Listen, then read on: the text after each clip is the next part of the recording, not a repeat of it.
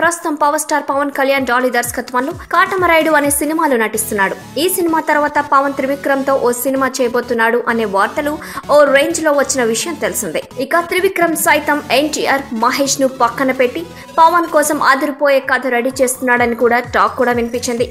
పవన్ కు 2019 ఎన్నికల నాటికి త్రివిక్రమ్ చిత్రం ఎంతో ఉపయోగపడుతుందని, ఆ రేంజ్ లో త్రివిక్రమ్ స్టోరీ రెడీ చేస్తున్నాడన్న వార్తలు హల్చల్ చేశాయి. అయితే ఇప్పుడు కాటమరాయుడులో నటిస్తున్న పవన్ ఈ సినిమా తర్వాత కోలీవుడ్ డైరెక్టర్ నీసాన్ డైరెక్షన్ లో ఓ సినిమాలో నటించేందుకు ఓకే చెప్పేయడం, ఆ సినిమా షూటింగ్ స్టార్ట్ అవడం కూడా జరిగిపోయాయి.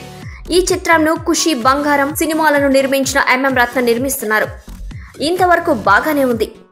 మరి పవన్ ప్రాజెక్టు నుంచి సడన్ గా త్రివిక్రమ్ పేరు ఎందుకు మాయమైంది అనేది ఇప్పుడు టాలీవుడ్ లో $1 మిలియన్ ప్రశ్నగా మిగిలింది. అసలు మ్యాటర్ ఏంటంటే, మహేష్ 25వ సినిమాను డైరెక్ట్ చేయాలని త్రివిక్రమ్ ఎక్కువగా ఆసక్తి చూపిస్తున్నాడట. ఈ విషయం తెలిసిన పవన్ ఇక త్రివిక్రమ్ తో లాభం లేదనుకుని నీసన్ కు ఓకే చెప్పినట్టు తెలుస్తోంది.